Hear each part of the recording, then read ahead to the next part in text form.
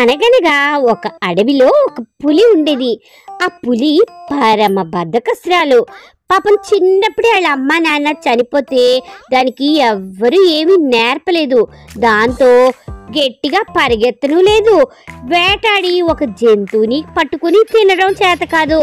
కానీ మనసులో మాత్రం మిగతా పులుల్ని చూసి అయ్యో నేను వాళ్ళ వేటాడలేకపోతున్నాని అని బాధపడుతూ ఉండేది.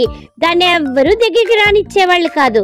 ఒకరోజు ఒక పిల్లి అటుగా వెళ్తుంటే ఈ పులి దాన్ని పిలిచి, పిల్లి మామ నాకు కూడా నీలాగా వేగంగా వేటాడే విద్యలు నేర్పవా అని అడిగింది.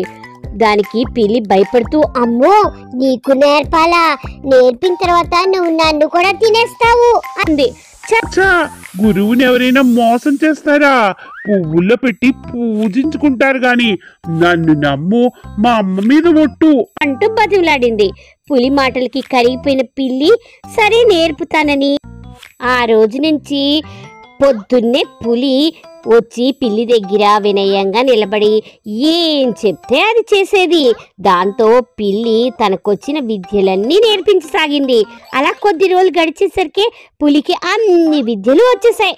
చప్పుడు కాకుండా నడవడం, వెనక నుంచి ఎగిరి మీదకి దుంకడం, మెరుపు వేగంతో జంతువుల్ని వేటాడటం, కొండలు గుట్టలు ఎక్కేయడం అన్నీ నేర్చేసుకుంది. ఆఖరికి పిల్లి కన్నా వేగంగా పరిగెత్తడం కూడా నేర్చుకుంది. పులికి అన్ని విద్యలు వచ్చేగానే ఒకరోజు పిల్లి, అల్లుడు నీకు ఇంక నేర్పాల్సినవేమీ లేవు. ఈ భూమి మీద నీకన్నా వేగంగా చురుగ్గా కదిలే జంతువు ఏదీ లేదు. నీకు అన్ని వచ్చేసాయి, రోజు సాధన చేయి, వెళ్ళిరా అంది. పులి చిరునవ్వుతో పిల్లి వంక చూసింది.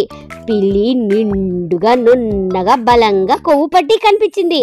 దానికి నోరూరింది. వరకు అడవిలో ఉండే అన్ని జంతువుల్ని రుచి చూశాను గాని పిల్లి మాంసం మాత్రం ఇంతవరకు రుచి చూడలేదు.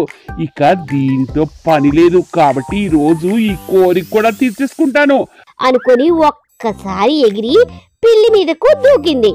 మొదటి నుంచి పులి మీద అనుమానంతో ఉన్న పిల్లి దాని చూపుల్ని పసిగట్టింది. అంతే, చటుక్కుని ఎగిరి పక్కకు దుంకి ఆ పక్కనే ఉన్న చెట్టు మీదకి సరసరా ఎక్కేసింది. పులి కూడా వేగంగా చెట్టు దగ్గరకు వచ్చింది. కానీ పైకి ఎక్కలేక నిలబడిపోయింది. పిల్లి నవ్వుతూ, నీ గురించి నాకు ముందు నుంచి అనుమానంగానే ఉంది. నువ్వు నాకన్నా బలవంతురాలివి, అందుకే అన్ని నేర్పాను గాని చెట్లు ఎక్కడం మాత్రం నీకు నేర్పలేదు. గురువులకి పంగనామాలు పెట్టే నీలాంటి శిష్యుల వల్ల ఆ మాత్రం జాగ్రత్త లేకుంటే ఎట్లా అంది. పులి కోపంతో చెట్టుని వాడిగోళ్లతో రపరపా కొట్టింది. గాండ్రుమని గాండ్రిచ్చింది. సరే, ఎంతకాలం అట్లా పైపైన తప్పించుకుని తిరుగుతావో నేను చూస్తా. ఏదో రోజు కిందకు దిగకపోతావా, నా పంచాలో చిక్కకపోతావా అంటూ వెనక్కి తిరిగి వెళ్ళింది. దాంతో పిల్లికి చెట్టు దిగాలంటే భయం వేసింది.